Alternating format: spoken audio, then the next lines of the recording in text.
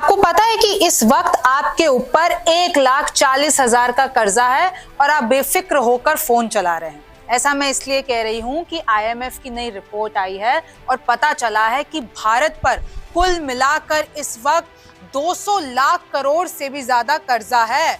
और इसका मैं आज आपको बताने वाली हूं कि कैसे मोदी सरकार में ये जो कर्जा है वो बढ़ गया है और IMF ने क्यों दे दी है चेतावनी। तो रिमझिम के 5 पॉइंट्स में आप यही जानेंगे कि भारत पर करोड़ों का कर्जा क्यों है, मनमोहन वर्सेस मोदी सरकार पर कितना कर्जा था, हम कंपेयर करेंगे मनमोहन और मोदी सरकार को। तीसरा, किन वजहों से कर्ज बढ़ता है किसी भी देश के ऊपर। चौथा, कि देश पर कर्ज और महंगाई का रिश्ता क्या है, कि कहीं महंगाई इसलिए तो नहीं बढ़ रही है क्योंकि कर्जा हमारी जो सरकार पर है, हमारे देश पर है, वो बढ़ रहा है। और पांचवा, दूसरे देशों पर कितना कर्जा है। सिर्फ भारत की बात नहीं करेंगे, हम दूसरे देशों की भी बात करेंगे। और जो मैं आपका कर्जा बता रही थी कि अगर मैं इसको 142 करोड़ की जनता में बांट दूं जो इस वक्त भारत पे कर्जा है, तो आपके हिस्से में 1,40,000 आते हैं। और मैं आपको ये भी बताऊंगी, देखिए मनमोहन वर्सेस मोदी सरकार में तो ये 2005 में इतना कर्जा था और ये बढ़ते बढ़ते बढ़ते बढ़ते अब अगर 2022 की बात करें तो हम कर्जे के मामले में यहाँ 50 पे पहुंच गए हैं। फिर भारत में हर साल कितना बड़ा कर्जा, तो अगर आप 2004 इधर देखेंगे तो ये देखिए ये 17, ये मैंने इधर करोड़ों के हिसाब से लिख रखा है 17, फिर 2009 में 31, फिर 2014 में 55, 2019 में 90 और इस वक्त की अगर हम बात करें तो 161 आंकड़ा है 2023 का। और ऐसे ही मैं आपको बताऊंगी कि कैसे दुनिया में सबसे ज्यादा इस वक्त जो कर्जा है वो जापान के ऊपर है, फिर जापान, सूडान, ग्रीस, ये साउथ अफ्रीका के कुछ देश, फिर Italy, Suriname, Barbados, Maldives, Singapore, America, Bharat इधर है नीचे से तीसरे नंबर पर। तो देखा जाए तो हम सही स्थिति में हैं अगर इस हिसाब से मैं देखूं। फिर भारत के नीचे पाकिस्तान, चीन, तो इस तरीके से ही दुनिया के देश हैं।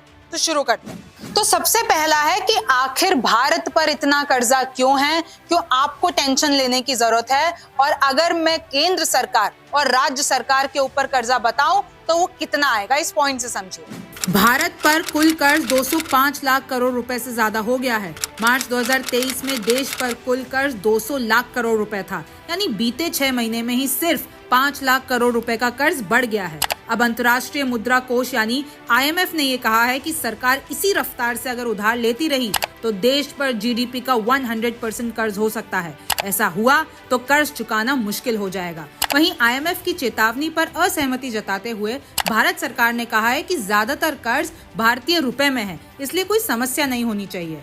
भारत सरकार पर 161 लाख करोड़ रुपए जबकि राज्य सरकारों पर 44 लाख करोड़ रुपए से ज्यादा कर्ज है। 2014 में केंद्र सरकार पर कुल कर्ज 55 लाख करोड़ रुपए था, जो सितंबर 2023 तक बढ़कर 161 लाख करोड़ हो गया है। इस हिसाब से देखें तो पिछले 9 सालों में भारत सरकार पर 192% कर्ज बढ़ गया है। इसमें देश और विदेश दोनों तरीके के कर्ज शामिल हैं। इसी तरह अब अगर विदेशी कर्ज की बात करें तो 2014 और 15 में भारत पर विदेशी कर्ज 31 लाख करोड़ रुपए था। 2023 में भारत पर विदेशी कर्ज बढ़कर 50 लाख करोड़ रुपए से ज्यादा हो गया है। सितंबर 2023 में देश पर कुल कर्ज 205 लाख करोड़ रुपए हो गया है। इसमें केंद्र और राज्य सरकारों के कर्ज शामिल हैं। भारत की कुल आबादी अगर 142 करोड़ मान ले तो आज के समय में हर भारतीय पर 1,40,000 रुपए से ज्यादा कर्ज है। दूसरा आ जाइए कि अगर हम मनमोहन सरकार, मनमोहन काल और मोदी काल को कंपेयर करते हैं तो किसकी सरकार में कितना ज्यादा कर्जा था, वो आप इस पॉइंट से समझिए। 2004 में जब मनमोहन सिंह की सरकार बनी तो भारत सरकार पर कुल कर्ज 17 लाख करोड़ रुपए था। 2014 तक 3 गुना से ज्यादा बढ़कर ये 55 लाख करोड़ रुपए हो गया। इस समय भारत सरकार पर कुल कर्ज मैं आपको पहले भी बता चुकी हूँ कि 161 लाख करोड़ रुपए हो गया है। 2014 के बाद से अब तक केंद्र सरकार ने विदेश से कुल 19 लाख करोड़ रुपए का कर्ज लिया है, जबकि 2005 से 2013 तक 9 साल में यूपीए सरकार ने करीब 21 लाख करोड़ रुपए विदेशी कर्ज लिया था। 2005 में देश पर विदेशी कर्ज 10 लाख करोड़ था, जो 2013 में बढ़कर 31 लाख करोड़ हुआ। यानी यूपीए के समय केंद्र सरकार पर 9 साल में 21 लाख करोड़ रुपए का विदेशी कर्ज बढ़ गया। तीसरा आपके मन में सवाल आ रहा होगा कि किन कारणों से, किन रीजन से ये कर्जा बढ़ता है किसी भी देश का, तो इस पॉइंट से आपके सारे क्वेश्चंस जो हैं वो क्लियर हो जाएंगे। सरकार का कर्ज दो बातों पर निर्भर करता है, एक कि सरकार की आमदनी कितनी है और दूसरा सरकार का खर्च कितना बड़ा है। अगर खर्चा आमदनी से ज्यादा हो तो सरकार को कर्ज लेना ही होता है। सरकार जैसे ही कर्ज लेती है इसका राजस्व घाटा बढ़ता है। इसका मतलब ये हुआ कि सरकार का खर्च राजस्व से होने वाली कमाई से ज्यादा है। आमतौर पर राजस्व घाटा तब ज्यादा होता है जब सरकार कर्ज के पैसे को वहां खर्च करती है जिससे रिटर्न नहीं आता है। 4 तरीके के कर्ज होते हैं। एक तो है देसी कर्ज जो आरबीआई, दूसरे बैंकों से या बीमा या कॉर्पोरेट कंपनियों से लिया जाता है। दूसरा है सार्वजनिक कर्ज जो कि treasury bill, gold bond, small saving scheme आदि से लिया जाता है।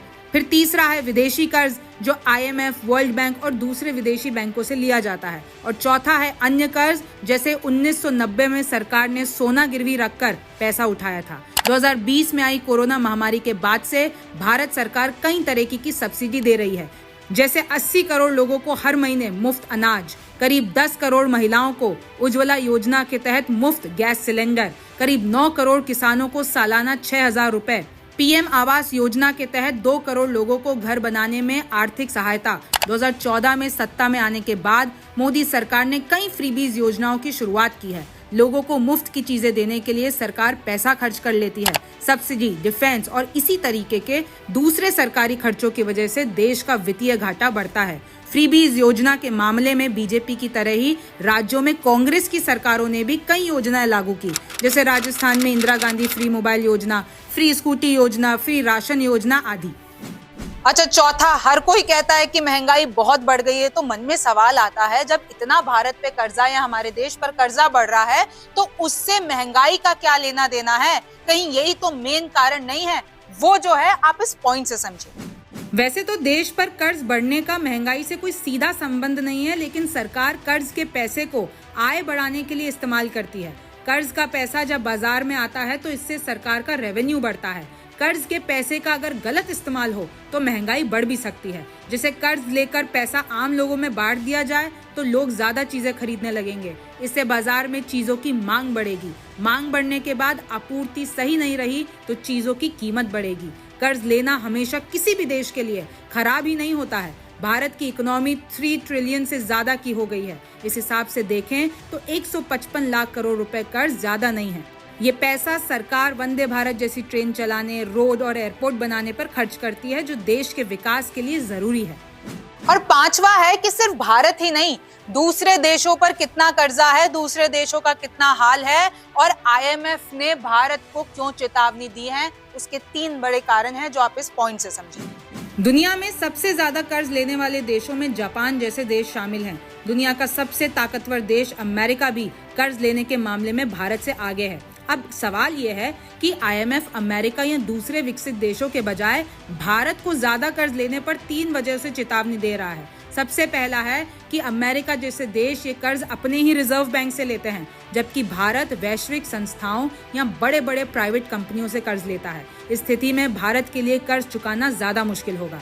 दूसरा है कि अमेरिका और चीन जैसे देशों के पास खुद का कमाया हुआ पैसा है। उनके पास रिजर्व मनी भारत से कई गुना ज्यादा है। डॉलर दुनिया के कई देशों में करेंसी की तरह खरीदने और बेचने में इस्तेमाल होती है। इस स्थिति में अमेरिका और चीन जैसे देशों के लिए कर्ज तोड़ना ज्यादा मुश्किल नहीं होगा। इसकी ये वजह है कि उनकी डॉलर जितनी मजबूत होगी उतना ही उनके कम इंटरेस्ट देना होगा, जबकि भारत की स्थिति में ऐसा नहीं है। तीसरा है कि भारत की इकोनॉमी में ज्यादातर पैसा पोर्टफोलियो इन्वेस्टमेंट और FDI से आता है, जबकि विकसित देशों के साथ ऐसा नहीं है। वहाँ की इकोनॉमी भारत से काफी ज्यादा मजबूत है। इसका उदाहरण ये है कि 2008 में फाइनेंशियल क्राइसिस जिस अमेरिका से शुरू हुआ उससे सबसे ज्यादा फायदा अमेरिका को ही हुआ था। तो अभी तक आप समझ गए होंगे कि किसी भी देश का लोन सिस्टम कैसे काम करता है। मैं एक बार फिर से जो आपको शुरुआत में ग्राफिक्स दिखाए थे एक बार फिर से दिखा देती हूँ कि ये देखिए 2005 से लेकर 2013 का है मनमोहन सरकार का काल और ये 2014 से लेकर 2022 तक है मोदी सरकार का काल। और जो आप ये ग्राफ देख रहे हैं कर्जे का वो बढ़ता ही जा रहा है और आगे भी ये बढ़ता ही रहेगा। और जो ये रिपोर्ट है वो मैंने इधर सोर्स RBI लगाया है, RBI की ये रिपोर्ट है। फिर ये जो अगला है source finance ministry of India, तो ये जो मैंने ग्राफ बनाया वो उस हिसाब से बढ़ाया है कि देखिए 2004 से लेकर 2023 तक ये जो ग्राफ है ये इस तरीके से ऊपर जा रहा है और इतना कर्जा भारत पे है और हर साल ये बढ़ता ही जा रहा है और आगे भी शायद बढ़ता रहेगा। फिर आप आ जाइए जीडीपी के मुकाबले देशों पर कितना कर्जा, और जो ये आंकड़ा है ये सोर्स है द वर्ल्ड बैंक और ये साल 2020 और 21 का डेटा है।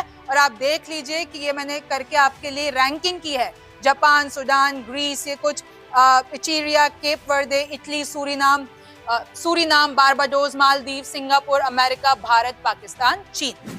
अब बात कर लेते हैं कि भारत के राज्यों पर कितना कर्ज है। तो सबसे पहला है पंजाब जो कि 46.8% है अगर हम जीडीपी से कंपेयर करें। दूसरा है बिहार 37.8%, फिर राजस्थान, बंगाल, आंध्र, यूपी, एमपी, महाराष्ट्र और गुजरात। सो आई होप कि रिमझिम के इन 5 पॉइंट्स के बाद आपका कॉन्सेप्ट क्लियर हो गया होगा। आप न्यूज़ 24 देखते रहिए। मैं हूँ रिमझिम।